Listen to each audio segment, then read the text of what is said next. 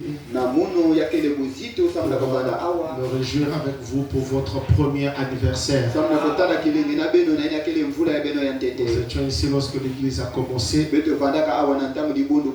c'est un honneur de revenir encore. Je voudrais remercier le pasteur. C'est à la fois un petit frère et je suis très content du travail qu'il est en train de faire.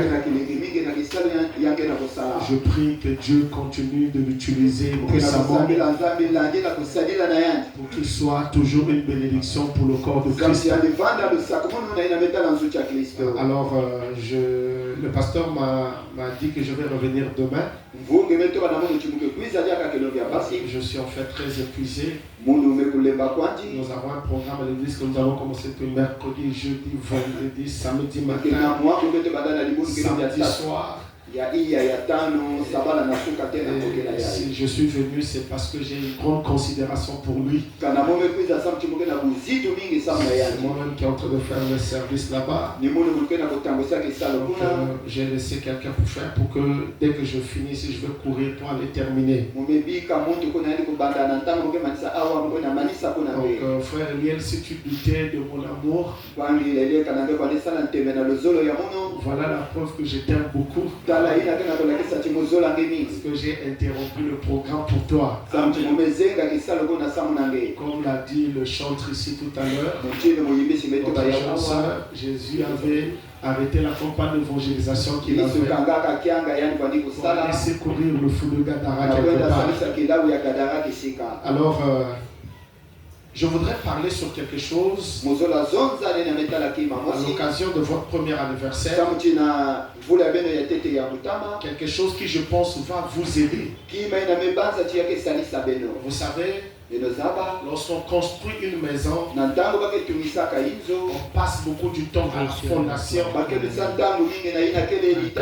Parce que tout ce qui viendra après dépendra de la solidité de la fondation. C'est pour cette raison que j'ai dit au pasteur que je voudrais parler sur la mission de l'église et sa responsabilité sacrée. Parce que moi je crois de tout mon cœur que El-Bethel Tabernacle de Pointe-Noire va aller très loin. Vous avez un grand avenir avec vous. Je croyais que quelqu'un allait me donner un amen bien. El-Bethel Tabernacle, je répète encore, vous irez très loin. Et vous ferez partie des plus grandes et des meilleures églises ici à Pointe-Noire. C'est en connaissance de cela que je vais apporter ma pierre à l'édifice pour essayer de vous donner quelque chose qui va vous aider. Quelque chose qui va vous aider de génération en génération. Quelque chose qui sera comme une pierre à la fondation. Est-ce que je peux écouter l'amen? Alors donc je ne serai pas chaud, peut-être que je vais essayer de poser vraiment une base. Je reviendrai demain pour continuer. Comme je le disais, c'est à l'occasion de votre premier anniversaire. Et nous avons 7 ans. Ça nous donne une expérience qui peut nous permettre de vous aider. La Bible dit dans Proverbes chapitre 29, le verset 18, quand il n'y a pas de révélation, le peuple est sans frein. C'est-à-dire que lorsque les gens qui viennent à l'église n'ont pas la révélation, on aura des frères et des sœurs sans frein. Et vous-même, vous connaissez le risque d'une voiture qui n'a pas de frein. L'homme est une voiture. Tel que tu es là, tu es un véhicule. Si tu n'as pas la révélation, tu seras sans frein. Quand quelqu'un n'a pas de frein, il va faire des dégâts. Est-ce que c'est la vérité? Il est un risque pour la société, mais il est aussi un risque même pour lui-même. Moi, je ne veux pas que vous soyez des dangers pour la société. Est-ce que vous comprenez ça? C'est pour cette raison qu'il est important pour nous de comprendre la mission de l'Église et sa responsabilité sacrée.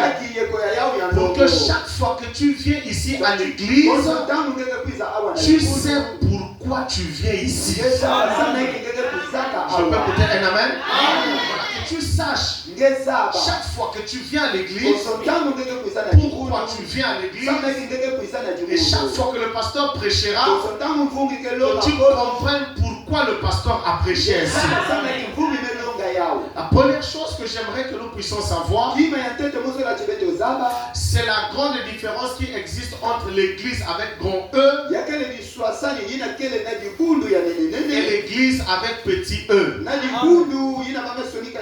L'église avec grand E, c'est ce que le frère Branham appelle par le corps de Christ. C'est ce qu'il appelle aussi par le corps mystique du Seigneur Jésus-Christ. Donc il y a l'église corps mystique, ou l'église corps de Christ, et l'église locale. C'est bon? Est-ce que c'est bon? Donc chacun de nous doit avoir cette révélation qu'il y a l'église corps de Christ et l'église locale. J'aimerais ouvrir une parenthèse que je vais refermer rapidement pour dire que chacun de nous, chaque croyant, doit être à la fois membre de l'église corps de Christ et aussi membre de l'église locale. Donc nous devons être membres des deux églises, membres de l'école de l'église corps de Christ et membres de l'église locale. Mais un membre de l'église locale n'a pas le droit d'avoir deux églises locales. Oh non, moi j'ai deux églises locales. Je suis à la fois membre d'El Bethel et membre de l'ange qui est descendu, qui agita les autres tabernacles. Un croyant ne doit être que membre d'une seule église. Je croyais que tu allais me donner un amen bien. C'est cette raison que je vous ai dit qu'un peuple sans révélation est un peuple sans. Voilà la révélation que tu dois avoir. Puisque tu es membre d'El Bethel Tabernacle, tu ne peux plus être membre d'une autre église. Et frère Branham me dit, toi en tant que membre d'El Bethel Tabernacle, avant même que tu n'ailles visiter une autre église, tu dois demander la permission à ton pasteur. Pourquoi? Parce que tu appartiens, tu es sous un ministère. Et ta bénédiction est liée à ce ministère-là. Je parle avec expérience. Vous donnez quelque chose qui va vous aider. Parce que puisque vous avez de l'avenir, on doit vous aider pour que vous soyez des frères droits et des sœurs correctes. Est-ce que je peux écouter la main? Regarde la personne qui est à tes côtés. Tu ne peux pas avoir deux églises locales. Tu ne peux pas avoir deux églises locales. Je peux écouter la main? Un croyant égale à une seule église locale, égale à un seul pasteur. Donc, tel que tu es là, tu es membre de El Bethel Tabernacle avec pour seul pasteur le pasteur Eliel. Est-ce que je peux écouter un amen? Et donc dans le corps de l'église dans l'église corps de Christ, ou le corps mystique du Seigneur, cette église rassemble toutes les personnes que Dieu a rachetées de tous les pays, de tous les peuples. Je peux écouter la main? Les blancs, les noirs, les jaunes, ce sont tous ces rachetés-là qui appartiennent à ce corps mystique du Seigneur Jésus-Christ. Et dans cette église-là, corps de Christ, on n'adhère pas à cette église-là. Mais on est dans cette église-là. C'est-à-dire que la seule condition d'être membre de cette église-là, il faut être rempli du Saint-Esprit. Dès que tu es, si tu es chinois, dès que tu es né de nouveau, tu entres dans le corps de Christ. Tu deviens membre de l'école de Christ. Si tu es japonais, dès qu'il est né de nouveau, il rentre, il devient membre du corps de Christ. S'il est congolais, dès qu'il est né de nouveau, automatiquement. Je peux écouter la main? Encore une main? Donc la seule condition pour être membre de cette église corps de Christ, il faut être rempli du Saint-Esprit. Mais pour l'église locale, on adhère à l'église locale. On reçoit tout le monde. Vous me suivez? On reçoit tout le monde. Et puisqu'on reçoit tout le monde, c'est là que mon sujet va commencer. Parce que nous parlons de la mission de l'église. Tel que vous êtes ici, El Bethel Tabernacle, nous sommes appelés à recevoir tout le monde. Même si c'est un fou, on va le recevoir. Parce que l'église, c'est comme l'hôpital. On les refuse. Est-ce que je peux écouter un amen? Encore un amen bien. Est-ce que je peux écouter un amen bien? Et c'est là que la mission de l'église commence. Parce que vous recevez des voleurs, des menteurs, des inventeurs, des voyous, toutes sortes de personnes. À l'église, vous faites quoi? Vous les recevez. Et c'est là où la mission de l'église commence. Quelle est alors la mission de l'église? La mission de l'église va être de transformer ces gens-là pour les envoyer dans le corps de Christ. Est-ce que le peuple sait la main? Pendant que vous les recevez, la mission va être de façonner ces gens pour les faire entrer dans le corps de Christ. Parce que je vous ai dit, en tant que croyants, nous devons être membres de ces deux églises-là. Membres du corps de Christ et membres de l'église locale. Et on ne peut pas être membre du corps de Christ si on n'est pas d'abord membre de l'église. Est-ce que vous êtes en train de voir avec moi?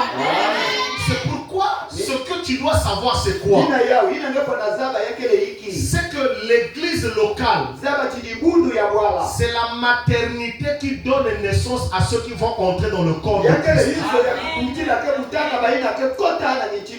C'est vous, conforme ici, qui allez entrer dans le corps. Deuxième chose, c'est que si l'église était, on parlait un peu du transport,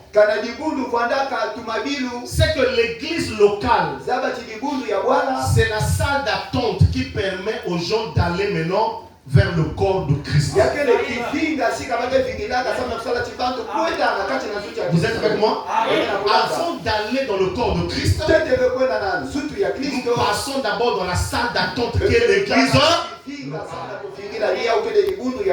on était dans le sport, on dirait que l'église locale, c'est le lieu de l'échauffement avant d'entrer dans le corps de Christ.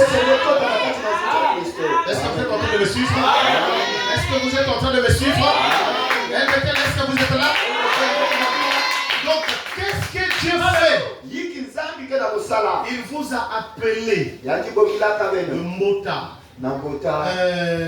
contrail, il vous amène ici, c'est pour vous façonner, pour que vous puissiez entrer dans le corps. C'est pour ça que la première raison pour laquelle Dieu vous appelle ici, c'est pas pour le mariage. Parce qu'on peut se marier sans être membre d'une église. Des fois les mariages à la mairie, est-ce que tous ceux qui se marient n'ont pas pris? Donc Dieu ne vous appelle pas ici pour ça. Dieu vous appelle ici pour des choses plus sérieuses. Je vous le dis parce que comme je vous ai dit que vous avez de l'avenir, il faut que je vous informe de ce, parce que je ne voudrais pas, quand je reviendrai ici, que le pasteur me dise non, la soeur elle vient, on ne la voit plus. On ne me la la soeur qui se dit oh non, pasteur, elle a quitté l'église parce qu'elle ne trouvait pas de mari. Mais tu t'as dit que tu es venu ici pour chercher mari. Dieu ne t'a pas appelé ici pour chercher mari. Pour te faire entrer dans le corps.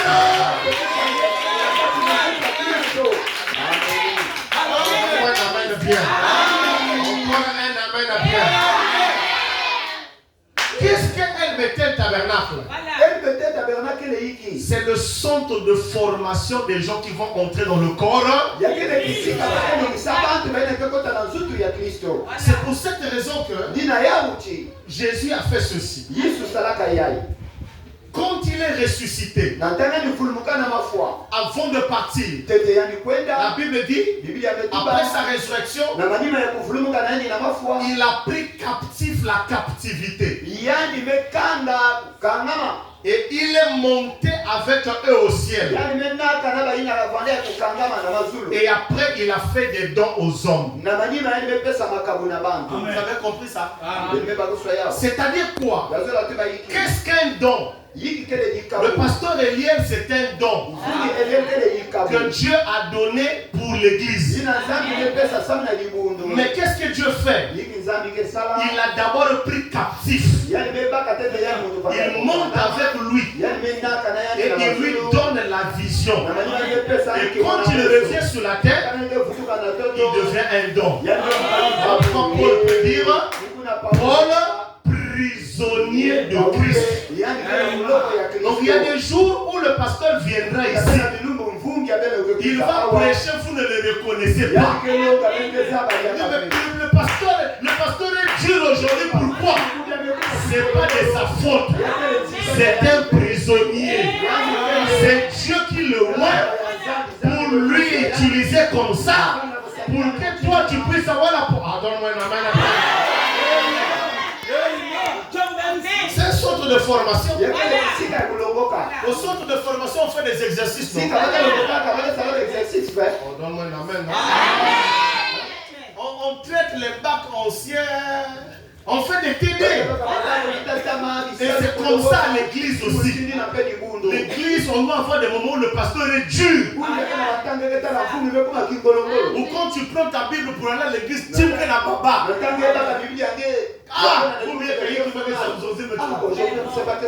Mais malgré ça, il y a une puissance en toi qui t'amène toujours à l'église.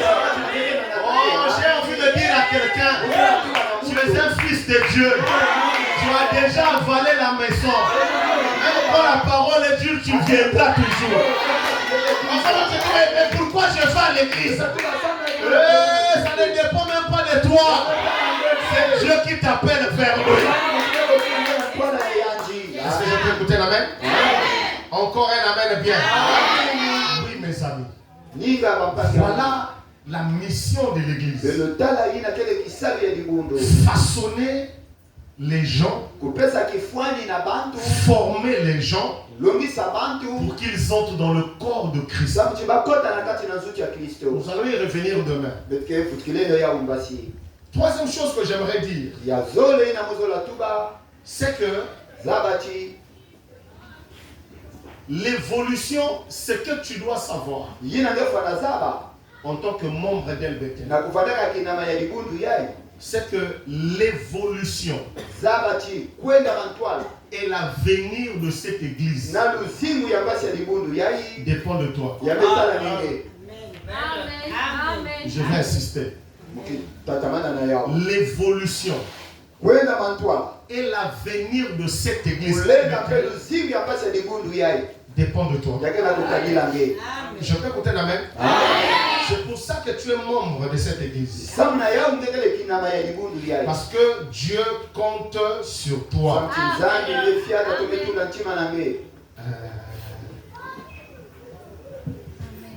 Alors là, regardez. Pour que l'église aille de l'avant, il y a trois acteurs principaux. Il y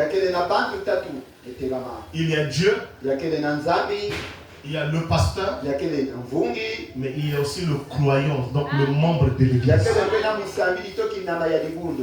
Dieu a son travail pour que l'église aille de l'avant. Le pasteur a son travail pour que l'église aille de l'avant. Mais chacun de vous aussi a son travail pour que l'église puisse aller de l'avant. Vous suivez ça? Et chacun doit comprendre cela.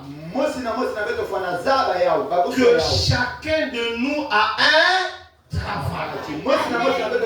Chacun de nous a une responsabilité dans cette église. Dieu a son travail. Le pasteur aussi a son travail. Mais Dieu ne peut pas tout faire. Le pasteur aussi ne peut pas. Est-ce que je peux écouter la main? C'est pour cette raison que Frère Branham montre les trois obligations d'un membre de l'église. Les trois devoirs d'un membre d'église. Il est dit dans l'ordination des diacres, paragraphe 1er. Un membre de l'église a trois responsabilités. Cette responsabilité, c'est quoi? C'est de soutenir l'église premièrement par sa présence. Répète avec moi, ma présence. Répète avec moi, ma présence. Voilà. Deuxièmement, soutenir l'église financièrement par ses dîmes et ses offrandes. Dis avec moi, par mon argent.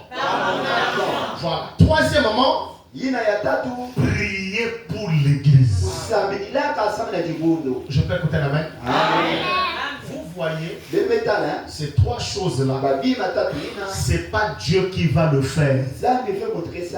C'est pas Dieu qui sera présent. C'est pas Dieu qui va apporter l'argent. C'est pas Dieu qui va prier. Ça, c'est nos responsabilités.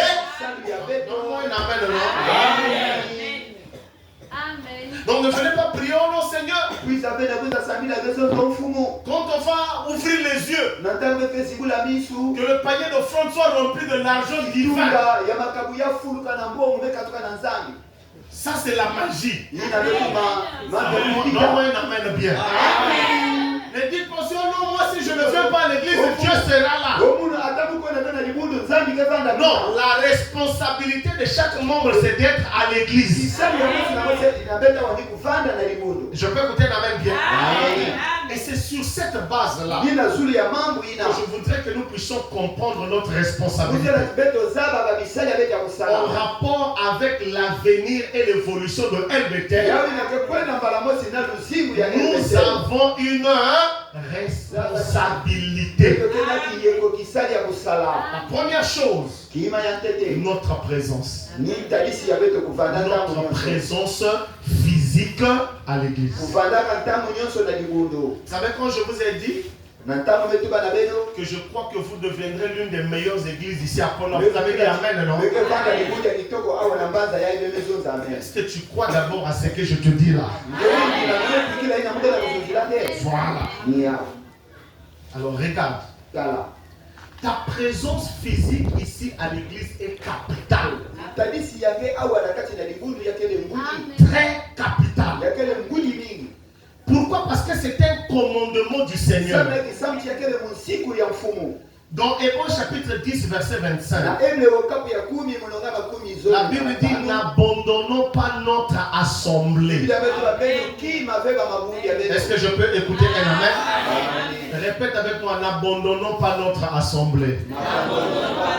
Répète cela à la personne qui est à tes côtés: n'abandonnons pas notre assemblée. Aujourd'hui, je ne peux pas aller à l'église. Seul Nyangi m'a vendre. Seul Nyangi, c'est la seule Nyangi. Toi, c'est toi.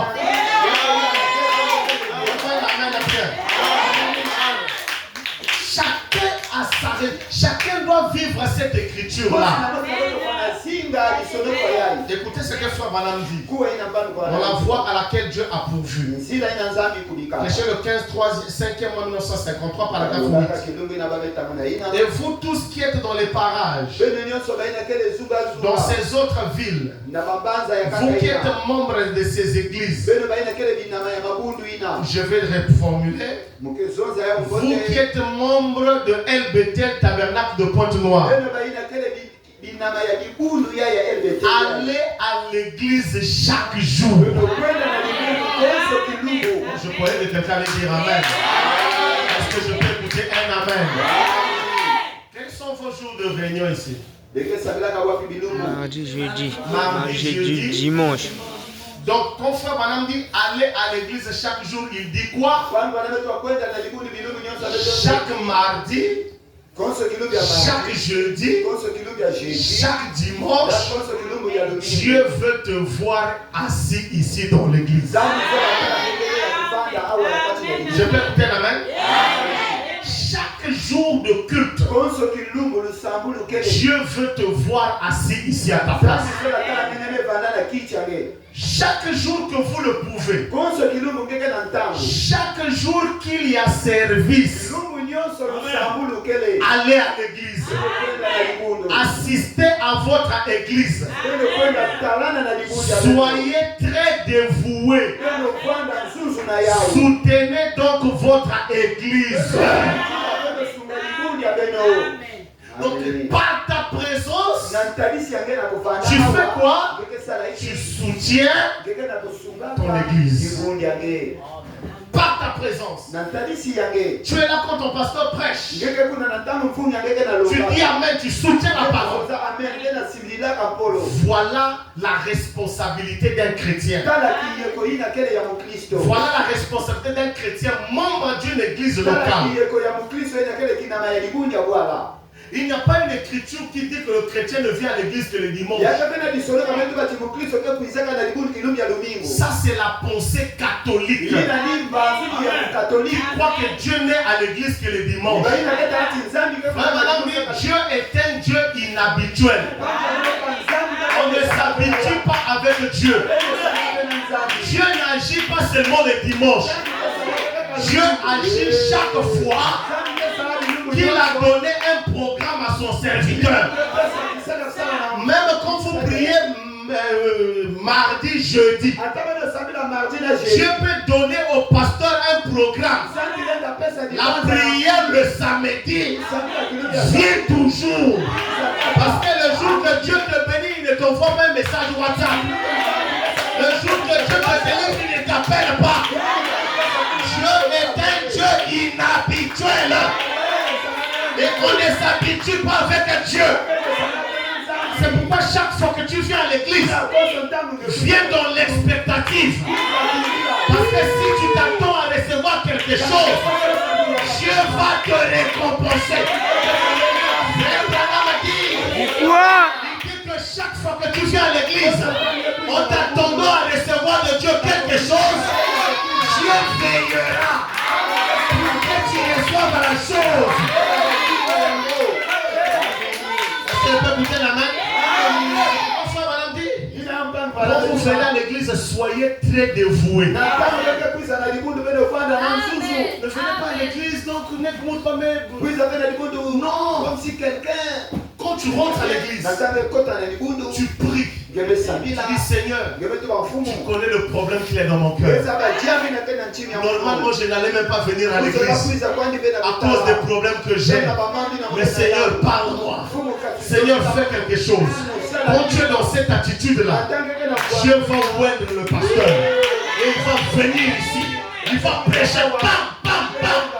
Tu vas même dire, mais c'est comme si quelqu'un a parlé de mon problème chez le pasteur. Le Saint-Esprit a ça son lit. Pendant que toi tu murmures dans le cœur, Dieu va prendre ça, il met ça dans son serviteur et il te répond par la puissance de la parole. Est-ce que je peux écouter un amen? Répète ça avec moi. Je dois venir à l'église chaque jour.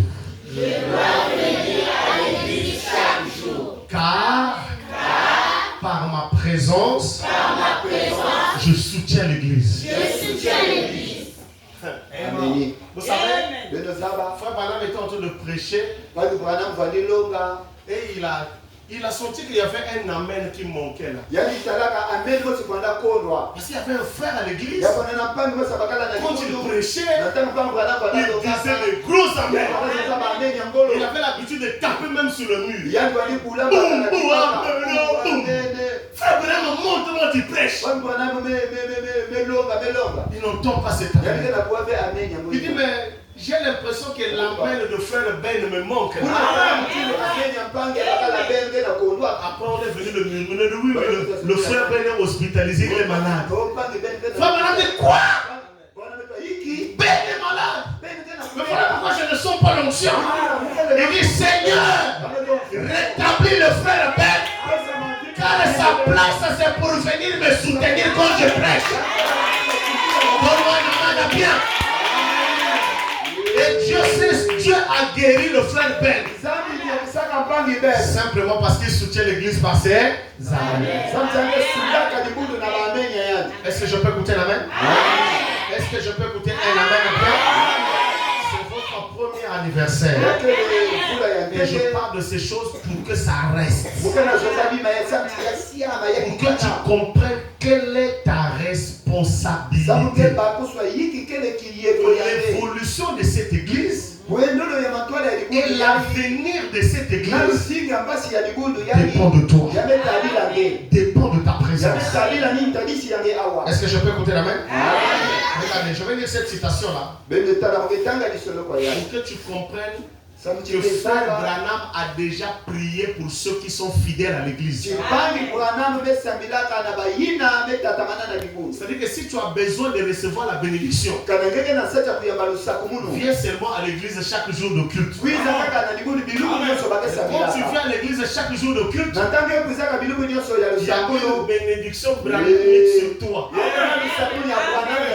Attends, quand tu viens même sans prier, tu viens seulement dès que tu rentres dans l'église, la bénédiction de Branham te suit. Dans la prédication l'expectative, paragraphe 6, il est en train de prier. Il dit maintenant tendre à Père, puisses-tu l'envoyer ce soir dans la puissance du Saint-Esprit